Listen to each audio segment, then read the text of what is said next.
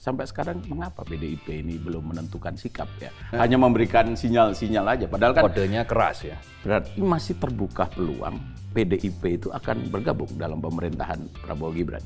Meskipun kecil, peluang itu akan selalu ada.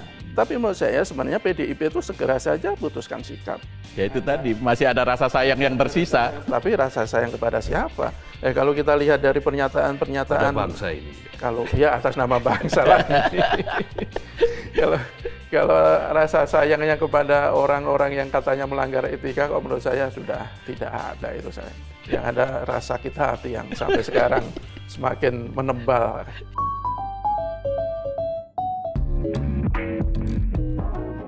Halo Sobat Media Indonesia, salam sehat dan selalu semangat. Jumpa lagi bersama saya dalam program Ordal, obrolan mendalam bersama orang-orang dalam. Ada Mas Abdul Qahar. Ya. Apa kabar Mas Qahar? Alhamdulillah. Sehat ya? Sehat, tidak bimbang. Tidak bimbang. Tidak galau. Tidak galau. Itu yang paling penting. Sebenarnya masih ada satu lagi. Ya, dia masih galau. Berarti. Mas Jaka. Halo Mas Jaka. masih bimbang, masih galau ini. Ya, mudah-mudahan segera bergabung. Ya. Oke. Jadi ya ini karena diawali sudah bimbang galau, gimana kalau kita obrolin soal ini PDIP pasca Rakernas. Betul, karena yang itu yang paling hangat ya. Iya, betul. Yang ditunggu-tunggu oleh sebagian publik. Nggak semuanya mungkin menunggu. Iya. Ya kalau bukan pendukung PDIP mungkin ya nggak terlalu menunggu, tetapi pendukung PDIP dan di luar pendukung PDIP yang punya atensi, punya perhatian terhadap nasib bagaimana demokrasi Indonesia ke depan itu ya pasti menunggu. Menunggu dan berharap. Menunggu dan berharap karena ada beberapa sebab. Satu ya PDIP objektifnya ya. PDIP kan pemenang pemilu. Ya. Pemenang pemilu, potensial suaranya besar. Kalau menurut kalkulasi KPU itu 110, kalau tidak terjadi perubahan di Mahkamah Konstitusi maka setidak-tidaknya 110 dan itu adalah mayoritas. Secara suara sudah memang mayoritas terbanyak, tetapi bukan mayoritas tunggal, mayoritas sederhana. Karena bedanya dengan Golkar juga tidak banyak. Golkar juga di atas 100 kursi kan, yang kira-kira pokoknya jumlahnya terpautnya hanya tidak sampai 10 kursi lah kali-kali. Kan, tapi semuanya kan masih menunggu Mahkamah Konstitusi. Putusan di Mahkamah Konstitusi. Ya, saat ini baru putusan di level KPU. Kan Mahkamah Konstitusi belum. Ketika Mahkamah Konstitusi nanti sudah mengetuk palu, ya itulah yang akhirnya harus dijalankan, yang dilantik.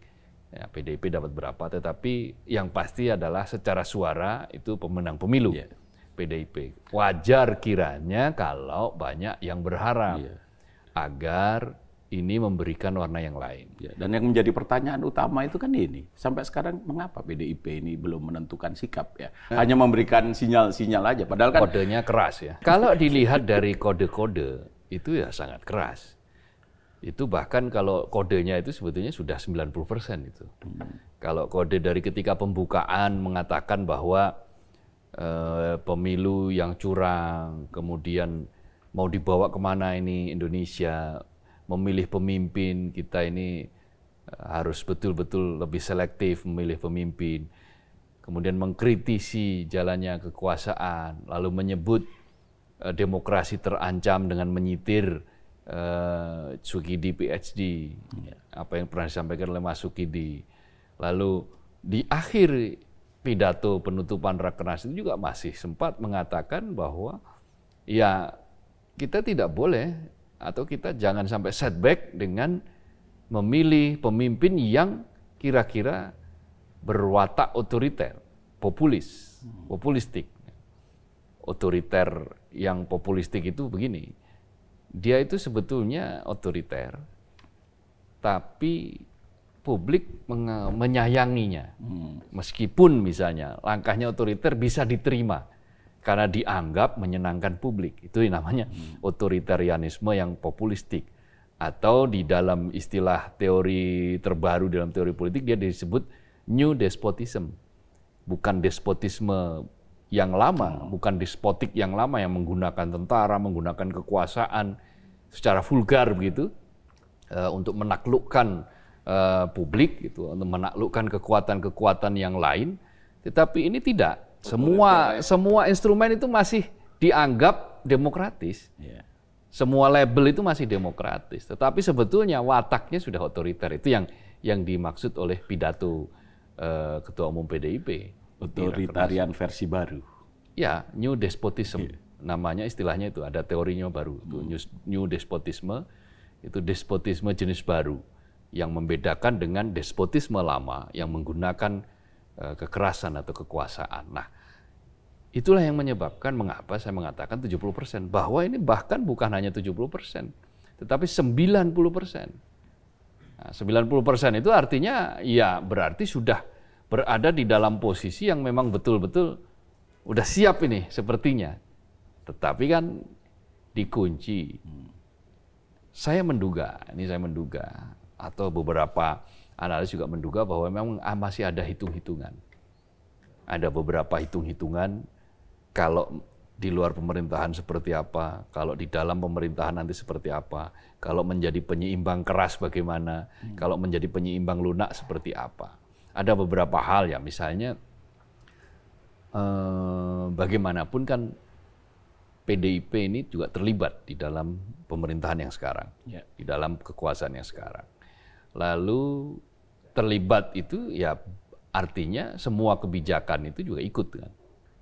Nah, di dalam prakteknya kan kemudian di ujung pemerintahan ini kan terjadi ya beberapa friksi yang tajam dengan presiden. Nah, ketika friksi yang tajam dengan presiden, itu ada potensi-potensi yang diduga oleh berbagai kalangan presiden yang masih punya kekuasaan ini akan menggunakan kekuasaannya untuk ya mencomot kader-kader misalnya yang bermasalah dalam tanda kutip. Atau ya mungkin permasalahannya sedikit lalu kemudian dibikin bermasalah secara besar. Itu bisa jadi. Nah, siapa sih yang tidak punya masalah di negeri ini, di republik ini? Hampir semua yang kemudian terlibat itu ya akhirnya kan punya masalah. Semua partai punya masalah. Nah, itulah yang kemudian boleh jadi ini menyandra. Menyandra mengapa sih sebetulnya kok tidak langsung saja mengambil sikap. Tidak semudah itu. Yang sebetulnya yang paling gampang kalau mau mengambil sikap ya PKS, karena PKS sama sekali tidak terlibat dalam pemerintahan. Kemarin kata Bu Mega enak aja kan, gue mainin dulu dong. Nggak mainin dulu dong. Nah itu, itu yang pertama tadi. Yang kedua yang dalam konteks mengatakan gua mainin dulu. Nah ini kita tidak paham apa yang mau dimainin ini, atau drama seperti apa lagi.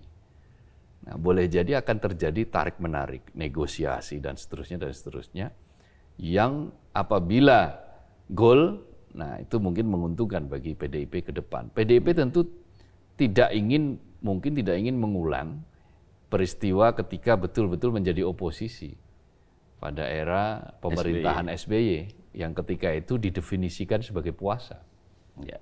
Nah, tentu saja itu tidak enak.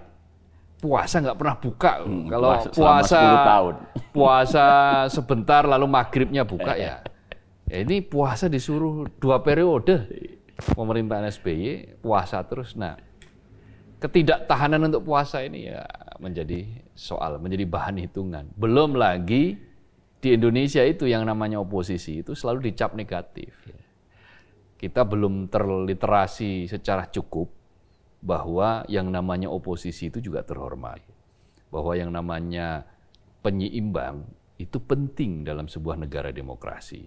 Bayangkan kalau tidak ada penyeimbang, bayangkan kalau tidak ada check and balance. Semua ditulis cek kosong, diberikan cek kosong. Maka yang terjadi adalah apa? Orde Baru Jilid 2.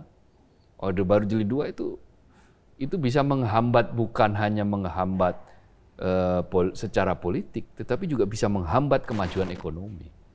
Artinya gini Pak Koh, berarti masih terbuka peluang PDIP itu akan bergabung dalam pemerintahan Prabowo Gibran. Meskipun kecil, katakan meskipun kecil, peluang itu akan selalu ada. Karena politik di kita ini kan jarang sekali bisa diprediksi secara 100% itu full benar gitu, enggak. selalu disisakan celah, ruang-ruang untuk bernegosiasi. Dan ingat, yang dikatakan juga oleh Gerindra misalnya, selama ini komunikasi kami dengan PDIP masih baik. Itu artinya kan Gerindra masih berharap bahwa PDIP menjadi bagian dari kekuasaan. Dan PDIP diharapkan untuk tidak menjadi pengganggu bagi pemerintahan Prabowo. Nah, definisi pengganggu itu kemarin kan sudah kita katakan, siapa mau mengganggu kan sebetulnya. Sebetulnya oposisi itu ya mengganggu dalam konteks memang yang diperlukan. Gangguan yang diperlukan. Ada gangguan yang nggak perlu, tapi ada gangguan yang diperlukan.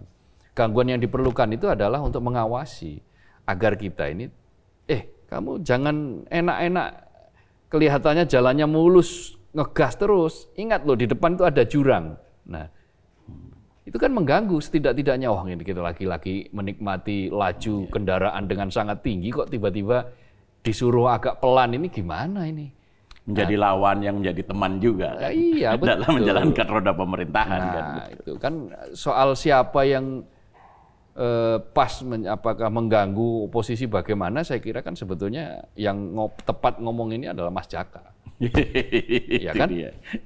Masih kosong, mudah-mudahan segera datang. Ini. Ya, saya melihat tadi sudah lewat, tapi sudah lewat. Kayaknya melipir lewat mana nggak tahu. Nah, nanti atau kita, masih ke toilet ya, dulu. mudah-mudahan lah. Ya, tapi intinya begini, bahwa Rakernas PDIP yang diharapkan oleh banyak orang akan menjadi keputusan. Jadi jangan salahkan orang yang berharap loh ya. Kenapa? Karena memang PDIP kan yang ngomong pertama kali. Hasto kan yang ngomong bahwa sikap kami akan ditentukan di dalam Rakernas, ya kan. Nah, akhirnya orang mengatakan, wah gimana ini nggak bersikap? Padahal sudah. Sikapnya adalah masih berhitung tadi itu. Bukan. Sikapnya begini. Kan kalau kita lihat rekomendasinya Rakernas, ya, ada 17 itu. Menyerahkan urusan berada di luar pemerintahan atau di dalam pemerintahan kepada ketua umum. Memberikan mandat. Memberikan mandat. Jadi sikapnya yaitu ternyata memberikan mandat. Lalu kemudian ketua umum yang diberi mandat, nanti dulu. Mau saya mainin dulu. Gue mainin dulu. Enak aja lu kan gitu. Nah, seandainya begini. Nah, ini lagi-lagi kita berandai-andai. Karena kan ya itu tadi, kita menunggu keputusan PDIP juga sampai sekarang belum jelas apa yang diputuskan. Ya itu tadi, keputusannya masih mau memainkan dulu. Gitu kan. Nah, seandainya PDIP nanti betul-betul berada di luar pemerintahan, kan ya bisa dibilang sementara ini sendirian kan. Ya, karena PKS juga ada sinyal-sinyal untuk bergabung ke pemerintahannya Prabowo Gibran. Nah, seberapa besar nanti pengaruh PDIP bisa bergabung dalam pemerintahan? Saya lihat Mas Jaka sudah. Nah, selamat datang Mas Jaka. Ini yang kita tunggu-tunggu. Narasumber yang kita tunggu-tunggu. Itu dia. Jadi karena Mas baju kotak-kotak hari ini tidak pakai kotak-kotak. Hari ini bajunya garis-garis lurus. Hari ini pakai garis-garis. Jadi ya sampai sekarang PDIP belum menentukan sikap. Yang jelas yang diharapkan oleh publik. Karena tadi Mas Kohar sudah sampaikan bahwa Rakernas memberikan mandat kepada Ibu Mega, Ketua Umum, untuk menentukan sikap partai terhadap pemerintahan. Nah, seandainya nih, sikap yang dipilih oleh PDIP adalah berada di luar pemerintahan, seberapa besar pengaruhnya nanti pada jalannya roda pemerintahan? Karena kan sampai sekarang cuma PDIP, ya kan? PKS belum menentukan sikap, tapi sinyal-sinyal yang diberikan oleh elit PKS akan bergabung dengan pemerintahan Prabowo Gibran kan? Iya, kalau kita lihat kalau kita bicara soal pengaruh PDIP, ya tentu saja tidak terlalu besar. Kalau cuma PDIP yang jadi oposisi lah katakanlah. Kalau Bu Mega kan tanya kan tidak ada oposisi di Indonesia karena sistemnya presidensial kan. Tapi menurut saya tetap ada oposisi. Amerika itu presidensial tapi juga ada oposisi. Tetapi ya paling 19% kan PDIP itu. Kalau di parlemen 18 sekian lah ya. Dibandingkan dengan kekuatan partai-partai politik yang bergabung di pemerintahan Prabowo Gibran tentu saja sangat timpang. Tetapi apapun, sekecil apapun, ya oposisi itu kita butuhkan. Dan kita berharap PDIP benar-benar segera menentukan sikap, meskipun kita juga jadi bertanya-tanya kok apa ya, mungkin terlalu jelimet kali kalkulasinya ya. Dulu katanya sikap PDIP akan ditentukan di Rakernas. Kemudian di Rakernas sudah selesai, nggak taunya nanti katanya mau ditentukan di Kongres. Sementara Kongres baru berlangsung 2025. Dan ketika itu pemerintahan sudah jalan. Jadi apa ya, ada pertanyaan-pertanyaan sebenarnya PDIP itu apakah masih menunggu tawaran dari Prabowo atau ada pertimbangan-pertimbangan lain. Tetapi kalau kita lihat dari kemarin, dari apa yang dikatakan Bu Mega, kemudian Puan waktu menutup Rakernas dan menyampaikan rekomendasi, ya ada tanda-tanda sangat kuat kan mereka tetap di oposisi. Tetapi kenapa tidak segera diumumkan, segera tidak dikasih tahu ke publik, sehingga publik juga punya pemahaman bahwa nanti itu tidak semuanya akan bergabung dengan pemerintah. Jadi kalau berpolitik itu perlu kalkulasi ya, tetapi kalau kalkulasinya itu terlalu jelimet dan terlalu memberikan publik malah semakin bertanya-tanya, kok menurut saya juga kurang elok ya. Ya, kalau kita lihat pengalaman sebelumnya yang soal angket itu, betul, kan menunggu Ibu Mega berkontemplasi. Sampai akhirnya malah nggak terjadi. Kontemplasinya. Lama sekali kontemplasinya itu, jelimet sekali kalkulasinya itu. Pakai X kuadrat, pakai sin cos tangan. Ya, padahal posisi PDIP itu menurut saya juga sangat sulit loh kalau akhirnya dia bergabung dengan pemerintah. Masa iya kemarin di Rakernas dia begitu keras ya, menyebut ada kader-kader yang melanggar etika, melanggar konstitusi, tidak disiplin. Tetapi kalau nanti bergabung dengan pemerintahan, mereka akan bergabung dengan kader-kader yang mereka kritik itu kan. Meskipun kemarin tidak dijelaskan secara detail siapa nama-namanya, ya publik dengan mudah akan menebak bahwa itu Pak Jokowi, bahwa itu adalah Gibran, satu lagi bahwa itu Bobi. Kan jelas sebelumnya sudah gamblang terpampang di publik bagaimana Pak Jokowi itu pernah mengatakan katanya menghadap Bu Mega untuk 3 periode, ditolak, kemudian minta perpanjangan, ditolak juga, akhirnya Gibran anaknya yang menjadi wapres. Jadi apakah iya dengan kemarahan dalam kutip yang begitu besar nanti kemudian malah akan bergabung dengan orang-orang yang dimarahi ini. Kan jadi sulit sebenarnya, tapi menurut saya sebenarnya PDIP itu segera saja putuskan sikap. Ya sepertinya masih ada rasa sayang. Karena gini, pengalaman Megawati, PDIP dengan Pak Jokowi, dengan Gibran kan cukup panjang. Kalau dengan Pak Jokowi kan dari Solo, dari wali kota Solo itu 2 periode, kemudian gubernur sekali, presiden 2 kali, terus kemudian sekarang harus dilepaskan begitu saja. Itu artinya mungkin ada kalkulasi-kalkulasi yang masih dihitung. Sampai sekarang penghitungannya itu belum selesai. Tidak seperti pada masa SBY, kan langsung saja diputuskan saat itu kan. Betul, jadi ada sesuatu yang kehilangan besar dari PDIP itu, yaitu kehilangan sosok yang namanya Pak Taufik Kimas. Dulu ketika Pak Taufik Kimas masih ada, Pak Taufik ini kan secara struktural dia adalah Ketua Dewan Pertimbangan kan waktu itu. Itu sering memberikan pertimbangan-pertimbangan dengan pertimbangan yang lebih cepat, relatif lebih cepat. Dan ya konsisten untuk mengawal pertimbangan-pertimbangan itu. Dan dia itu bisa cair. Kalaupun nanti misalnya katakanlah ada usul-usul yang di tengah jalan terlihat bahwa ini adalah kesalahan, itu bisa dengan cepat juga untuk dikoreksi ya. Ketika ada sosok Pak Taufik Kimas, dan Pak Taufik Kimas kan mau tidak mau dia didengar oleh Ibu Mega. Meskipun katakanlah tidak mungkin 100% didengar, tetapi setidak-tidaknya Ibu Mega punya panduan untuk mendengarkan siapa ini yang paling dipercaya. Ya tentu Pak Taufik Kimas, karena selain Ketua Dewan Pertimbangan kan juga suami. Ya, itu ada pertimbangan sebagai seorang suami, ya, pertimbangan sebagai Ketua Dewan Pertimbangan.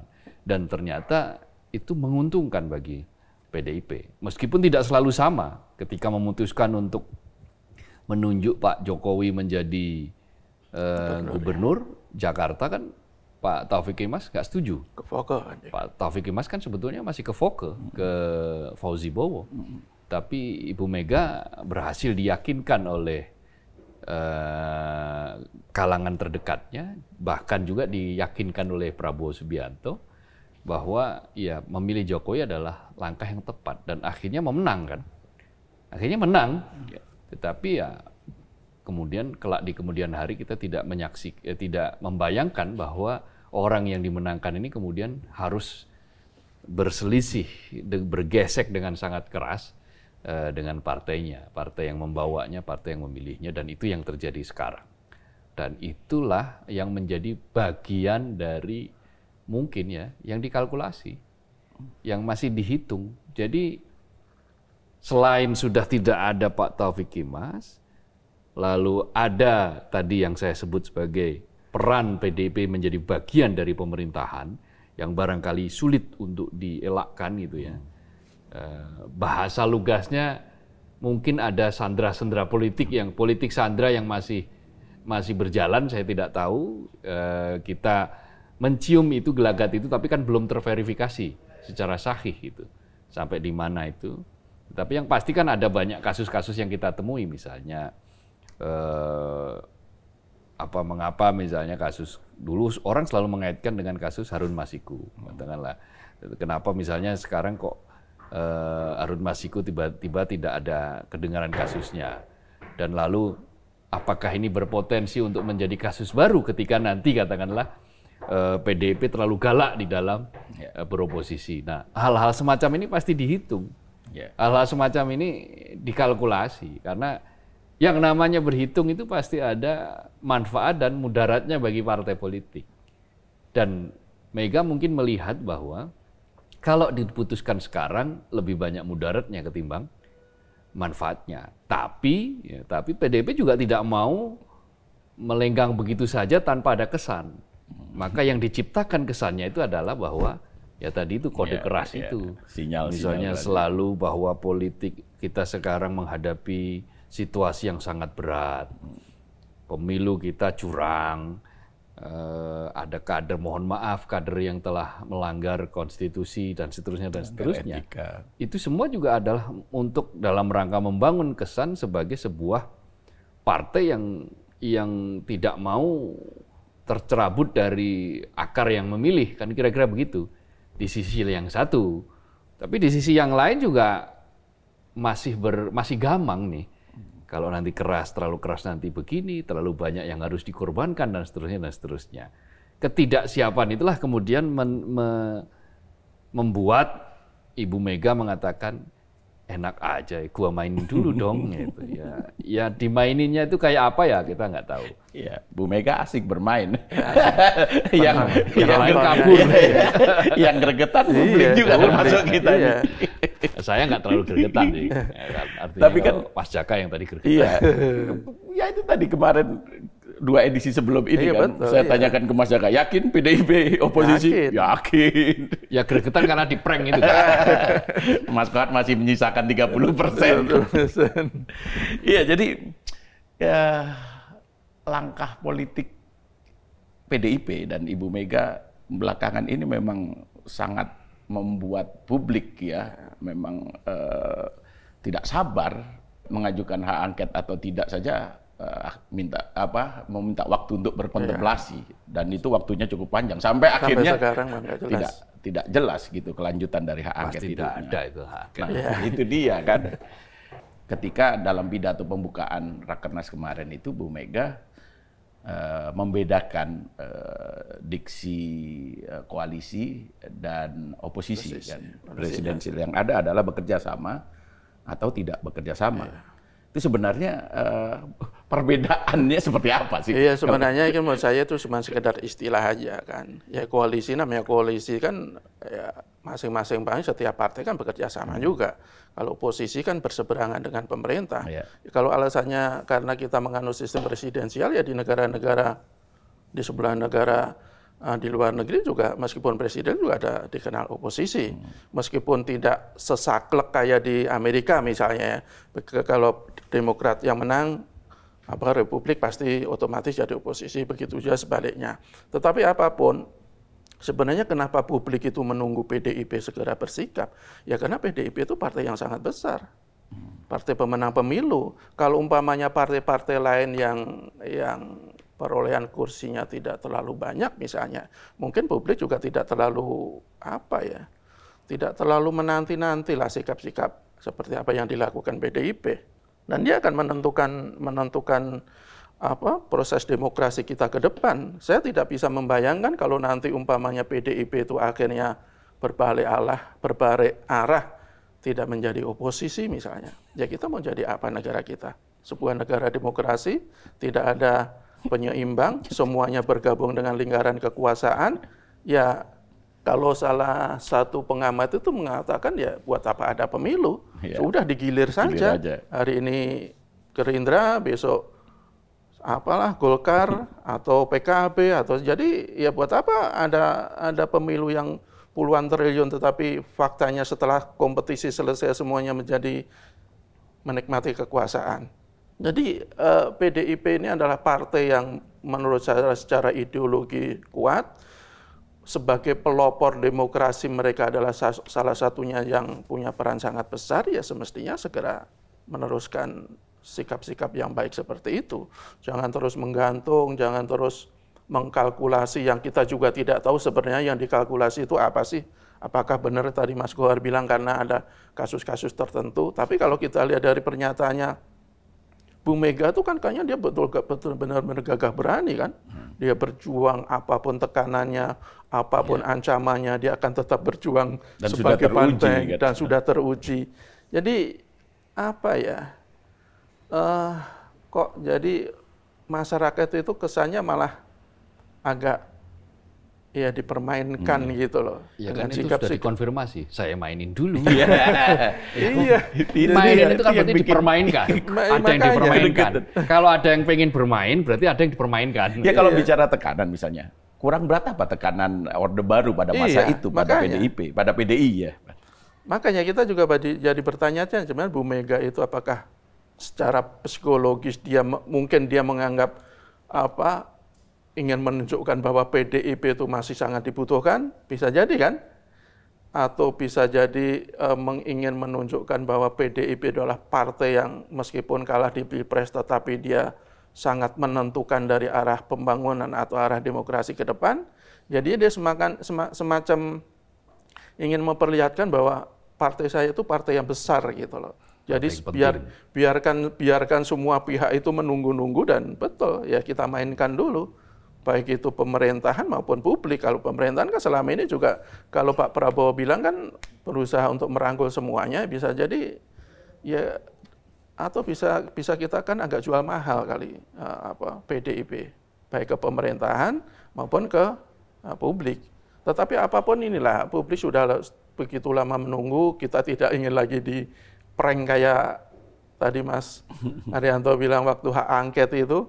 Yang katanya ada tanda-tanda untuk hak angket, tapi faktanya ya sampai sekarang tidak jelas, bahkan bukan tidak mungkin sebelum berkembang, tapi mungkin, hilang. Tidak mungkin ada. Ya, saya takutnya malah di mata publik kok PDIP jadi agak kurang baik citranya, karena tidak segera bersikap, tidak segera punya sikap yang tegas terhadap posisi mereka. Ya sekalian aja kalau umpamanya masih gamang, masih galau emang, atau kalau masih pengen berharap mendapat kursi di kekuasaan, ya ikuti aja partai-partai yang kalah kemarin kemudian bergabung ke pemerintah. Meskipun risikonya demokrasi kita ke depan ya akan semakin babak belur. Gitu. Yang saya lihat menarik juga pada saat Rakernas kemarin ini, pada saat pidato Puan, itu kan salah satunya sampai menangis ya, minta maaf atas perilaku kader yang menyimpang dari etika politik dalam pemilu, gitu kan. Bu Mega juga menangis di awal pada saat pembukaan, dan ya sepertinya arahnya itu tertuju pada sosok yang selama ini menjadi bisa dibilang menjadi episentrumnya PDI Perjuangan kan, Pak Jokowi. Epicentrum lainnya. Iya. Jadi lagi-lagi memang kan kita ini selalu berharap bahwa ya segera gitu loh kan. Kenapa mesti harus diberikan sinyal-sinyal terus gitu loh? Karena begini, politik itu tidak hitam putih. Yeah. Di Indonesia itu jangan pernah berharap, bermimpi bahwa politik kita betul-betul hitam putih, sehitam putih ketika dulu di Orde Lama. Yeah. Kenapa Orde Lama itu bisa hitam putih? Karena tiap-tiap partai politik itu membawa ideologi yang betul-betul berbeda. Masyumi misalnya ingin membawa Indonesia modern yang bersandarkan pada religiusitas Islam, berdasarkan spirit Islam, ya, yang meyakini bahwa Islam dan nasionalisme, Islam dan keindonesiaan itu bisa melebur. Nah, di sisi yang lain, sementara PNI misalnya, partai besar yang di bawah Bung Karno itu meyakini bahwa persatuan Indonesia itu di atas segala-galanya dan tidak mungkin bisa dibangun hanya atas landasan satu prinsip, misalnya mungkin menonjolkan ya, harus menonjolkan satu prinsip. Ya ingin mengkritik Masyumi yang terlalu menonjolkan spirit Islam. Bukan berarti PNI anti-Islam, bukan, tetapi PNI ingin melihat bahwa ini kalau kita terlalu menonjolkan Islam, maka yang lain akan terdistorsi atau terkurangi. Padahal tidak seperti itu. Tetapi warna politik waktu itu, ideologi politik waktu itu memang betul-betul kentara. Sehingga orang itu untuk memilih elit itu tidak berdasarkan politik uang, tetapi berdasarkan ideologi apa yang dia bawa. Kalau ideologinya cocok, ya saya akan ikuti. Maka kan kemudian politik dianggap setara dengan orang beragama, kira-kira begitu. Keyakinan politik itu dianggap selevel dengan keyakinan terhadap agama, terhadap keyakinan ajaran agama. Karena itu yang menyebabkan kemudian ya terjadi itu proses politik yang sama sekali tidak, ya boleh kita katakanlah, sama sekali tidak melibatkan politik uang. Ada idealisme di situ. Nah sekarang ideologinya sama kok. Semuanya sama. Ketika sudah semua sama, maka akhirnya yang paling menonjol itu apa? Kepentingan. Dipaksa sama. Ya itu dipaksa sama Orde Baru. Sekarang ini memaksakan diri untuk sama. Nyaris tidak ada perbedaan. Nyaris tidak ada perbedaan itu maksudnya ya semua kalau bisa berkontribusi dan ikut menjadi bagian dari kekuasaan, akan ikut menjadi bagian dari kekuasaan. Dan itu sah, politik memang tujuannya kan untuk meraih kekuasaan. Tetapi kalau ke depan itu sampai tidak ada yang menyisakan ruang-ruang bagi terwujudnya checks and balances itu maka akan bahaya. Checks and balances itu kan ada dua kata itu, satu check, dua balance. Gitu. Check itu artinya mengawasi, merecheck, mengawasi, balance itu keseimbangan. Jadi fungsi-fungsi oposisi itu harus memastikan dua hal itu, yaitu mengawasi dan mengontrol ya, mengawasi, mengontrol itu sama, dan menjadikan keseimbangan. Mengawasi atas apa ya? Mengawasi supaya tidak terjadi absolute power absolute gitu. Tidak terjadi kekuasaan yang sangat absolut. Seperti yang dikatakan oleh Lord Acton. Power tends to corrupt. Absolute power corrupt absolutely. Jadi kekuasaan itu memang sudah takdirnya itu akan cenderung korup. Cenderung tapi. Tetapi kekuasaan yang absolut itu sudah pasti korup. Absolutely kan? Corrupt absolutely. Jadi kalau yang tadi itu yang kekuasaannya saja itu sudah cenderung korup, akan menjadi pasti korup kalau kekuasaan itu absolut. Korup di sini kan pasti bukan hanya dalam konteks uang. Korup di sini juga kebijakan, ada kriminalisasi dan seterusnya dan seterusnya. Pokoknya yang penting segala sesuatu yang di luar di luar jalur dan jalan yang benar. Nah, itu keluar rel itu namanya ya korup. Nah, kekuasaan yang absolut itu hanya mungkin direduksi atau dihilangkan oleh tadi yang namanya checks, pengawasan. Nah, keseimbangan itu untuk apa? Penyeimbang, balance itu fungsinya untuk apa? Jadi keseimbangan itu dalam teori politik itu dia berfungsi untuk memastikan bahwa suara kepentingan-kepentingan yang berbeda itu terakomodasi. Jadi bukan hanya monolit, bukan hanya satu suara, bukan hanya suara semua dari pemerintah, enggak. Publik yang tidak setuju dengan kebijakan itu biar bisa terwadahi. Ya, itulah yang disebut sebagai balances, keseimbangan. Karena itu checks and balances itu diperankan oleh tadi itu yang namanya oposisi. Apapun namanya, ada yang menyebut sebagai penyeimbang. Nah, orang yang dicekoki bahwa oposisi itu jahat, oposisi itu jelek, nah itu juga bagian dari dulu brainwashing ya, brainwashingnya Orde Baru. Kita masih terbawa oleh brainwashingnya Orde Baru bahwa yang namanya oposisi itu pasti jelek. Oposisi itu pengganggu yang nggak ada manfaatnya, kira-kira begitu ya. Padahal enggak, manfaatnya sangat-sangat besar.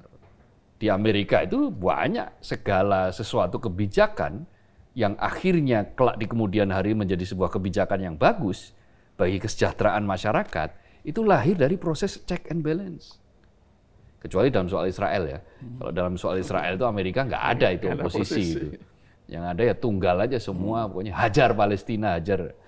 Pokoknya setara dengan sama dengan suaranya Israel. Nah, tapi di beberapa kebijakan yang lain itu berbeda, itu bermanfaat sekali. Malaysia itu bisa menjadi sangat kuat, kokoh itu juga karena ada checks and balances itu yang dimainkan itu. Kan? Ya, meskipun begini, kalau kita hitung jumlah kursi PDIP, apa mungkin PDIP menjalankan fungsi check and balance? Dulu mungkin enggak. Dulu iya, tapi sekarang ketika teknologi sudah semakin maju, ketika sokongan itu tidak hanya muncul dari suara, tapi juga dari netizen, dari media sosial, sangat mungkin. Ya kelompok kecil yang kemudian menguasai panggung, yang kemudian itu terus diulang-ulang dan mendapatkan sebuah resonansi yang luar biasa, sehingga dia menggelembung menjadi sebuah gelembung yang sangat besar, tetap saja efektif. Kasus Vina yang sudah terkubur sekian tahun saja bisa kok. Tapi catatannya harus elegan juga, seperti yang kita bicarakan sebelumnya. Kan ya PDIP itu kan posisinya juga posisi sulit nih kalau menjadi oposisi. Karena nanti kebijakan-kebijakan yang enggak, asumsi kita kebijakan-kebijakan Prabowo nanti kan kelanjutan dari kebijakan Jokowi ya. Kalau kemudian PDIP juga dengan serampangan mengkritik kebijakan-kebijakan itu, jadi publik juga akan malah mentertawakan. Yang terbaru misalnya kan Bu Mega katanya menyentil soal utang kan. Hati-hati soal utang. Nanti yang bayar itu siapa? Padahal ketika Pak Jokowi yang berkuasa, itu PDIP itu jadi benteng paling kokoh membela soal utang ini, dan komentar-komentar di pemberitaan misalnya itu justru memtertawakan Bu Mega. Kenapa dulu mati-matian membela, kemudian setelah berpisah jalan kemudian mengkritik habis-habisan. Jadi tidak serta-merta harus mengkritik asal kritik, tapi harus dengan pertimbangan yang betul-betul matang, dengan argumentasi yang betul-betul kuat, agar tidak malah menjadi bahan tertawaan. Ya itu oposisi itu harusnya begitu. Di Amerika itu oposisi tidak serta-merta ngeritik. Tadi saya katakan di awal tadi itu bukan debat kusir. Perdebatan di sana ada perdebatan yang intelektual, sebuah proses pikiran yang lahir dari sebuah argumentasi yang kuat, itu akan menimbulkan sebuah produk kebijakan itu yang bertahan lama dan betul-betul kelihatan manfaatnya. Jadi di mana-mana yang namanya oposisi itu juga dia akan berusaha keras. Kalau ada sebuah materi yang dia anggap ini belum saatnya dikritik sekarang karena dia tidak cukup bahan, tidak cukup argumentasi untuk mematahkan ini, dia akan hati-hati. Karena akan bisa jadi bumerang. Ya, begitu ini dimuntahkan itu, ya itu akan repot. Seperti kayak kasus utang. Utang kita ini kan objektif aja bahwa rasio utang kita memang masih belum undang-undang, belum menabrak aturan, belum menabrak undang-undang. Bahwa nilai utang kita besar ya iya, tapi dicoba aja cari aja di negara mana yang bisa maju tanpa utang. Nyaris nggak ada. Ada negara nggak berutang tapi ya nggak maju. Kalau kita pengen maju ya memang pasti harus utang. Jepang itu utangnya tinggi.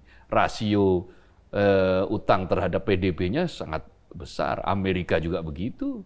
Negara-negara maju itu punya utang dengan tingkat rasio utang terhadap PDB-nya itu di atas 100 loh bahkan. Tetapi bagi negara-negara yang sedang berkembang, emerging market, rasio utang terhadap PDB yang terlalu tinggi itu memang berbahaya. Harus diingatkan. Apalagi bila penggunaan utang itu tidak produktif. Utang digunakan untuk proyek-proyek yang tidak produktif misalnya. Atau untuk utang digunakan untuk membangun gedung itu tidak terlalu produktif itu sebetulnya. Ya, saya ingin mengatakan bahwa utang digunakan untuk membangun IKN. Itu perdebatan, terjadi perdebatan kan. Silakan menggunakan IKN, tapi coba bangun, datangkan investor lah. Jangan dengan menggunakan utang dengan menerbitkan obligasi ketika kurang dan seterusnya. Dulu kan janjinya gitu, tidak memakai tapi APBN. kan begitu investor masih wait and see terus, masih menghitung terus, investornya menghitung terus ya repot. Sementara ini sudah akhir kekuasaan.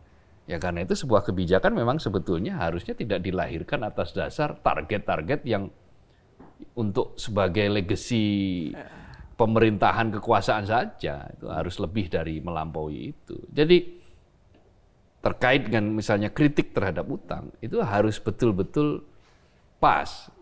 Silakan saja misalnya ketika dia di kekuasaan dia mengatakan dia, oh enggak ini utang masih aman kok. Ya memang kondisinya waktu itu memang masih aman. Tapi ketika dilihat kok semakin membahayakan, boleh saja mengkritik, asal basisnya harus jelas. Basis kita kan, rasio utang kita kan sekarang mulai turun lagi ya, 38, 39, meskipun juga itu angka yang sudah nyerempet-nyerempet bahaya itu, kalau bagi Indonesia. Tetapi memang pakai rumus yang digunakan sekarang ini kan kita, yang harus kita tagih dari negara itu adalah, utang itu digunakan untuk hal-hal yang produktif seperti apa. Itu yang harus dipertanggungjawabkan. Katakanlah meskipun nilainya masih aman menurut undang-undang, tapi kalau penggunaannya itu ternyata banyak bolong sana, banyak bolong sini, terjadi kebocoran di sana sini, itu wajib disuarakan oleh partai politik, oleh oposisi. Ya. Nah, itulah yang manfaat. Dan gini Mas Eka, kalau soal berubahnya sikap Ibu Mega dan PDIP, ya dalam politik kan memang selalu begitu. Tidak ada kawan dan lawan yang abadi, yang ada adalah kepentingan yang abadi kan. Ya, tapi kan prinsip-prinsip seperti itu kan seharusnya pelan-pelan juga harus ya itu kan sebenarnya kan prinsip yang buruk kan. Kalau hanya karena kepentingan kemudian apapun bisa dilakukan, sikap apapun bisa ditunjukkan ya kepada publik kan ini bukan pendidikan politik yang bagus. Dan celakanya kan ya kita itu kadang beda posisi, beda pendapat hanya karena beda posisi, tidak hanya beda PDIP. pendapat karena beda pendapatan. Ya, beda pendapatan. Ini betul, beda pendapat. Kalau sebelumnya kan ada beda-beda ini ya. Ada yang bilang dulu mengkritik habis-habisan IKN. Ya, setelah dia masuk mendapatkan jatah, kemudian membela habis-habisan. Kemudian juga soal PDIP yang kita khawatirkan juga gitu, karena beda posisi nanti umpamanya dia berada di luar pemerintahan. Yang kita khawatirkan apa yang kebijakan yang diteruskan oleh Prabowo Gibran itu kemudian dikritik habis-habisan tanpa argumentasi yang kuat, tanpa alasan-alasan yang bisa diterima oleh publik. Sekali lagi itu akan menjadi bumerang bagi PDIP dari partai yang betul-betul punya prinsip, kemudian ya menggadaikan prinsip, itu kan yang kita khawatirkan, dan itu harus menjadi perhatian serius bagi PDIP menurut saya. Termasuk kader PDIP yang mengadukan Rocky Gerung ketika Rocky iya Gerung kan? dianggap mencemarkan publik itu jadi ini, Jokowi. Dan kita takutkan itu publik jadi nggak percaya lagi sama Ya, elit-elit itu, dan lebih berbahaya lagi dia lagi percaya apatis dengan politik kalau melihat tontonan-tontonan seperti itu kan. Jadi memang politik itu sebetulnya mulia kan. Prinsip-prinsip dalam politik itu mulia. Di dalam Islam politik itu as-siyasah namanya kan. dimaknai sebagai asyasah, dan asyasah itu diajarkan oleh Nabi, diajarkan oleh Rasul, sehingga dengan begitu mestinya politik itu adalah tujuannya mulia. Tujuan itu adalah untuk menegakkan keadilan, mencapai kesejahteraan bersama, untuk mewujudkan maslahat bersama. Ya, kemaslahatan umat. Tetapi dalam prakteknya politik itu jauh dari tatanan-tatanan yang seperti itu. Mengapa? Karena ya tadi itu, kepentingannya adalah kepentingan jangka pendek, terlalu jangka pendek. Sebetulnya nggak apa-apa, kepentingan itu, politik itu kepentingan, semua orang itu punya kepentingan, semua orang berpolitik. Kalau kita tidak berpolitik, ya bagaimana kita bisa mencapai kesejahteraan, bisa mencapai kemuliaan, bisa mencapai martabat yang tinggi, itu ditempuh melalui jalan politik. Hanya kepentingannya terlalu pendek gitu. Jadi akhirnya apa? Zigzag gitu. Yang kita saksikan terlalu zigzag. Tetapi kalau kepentingannya itu untuk sesuatu yang jangka panjang dan besar, ya memang di situ.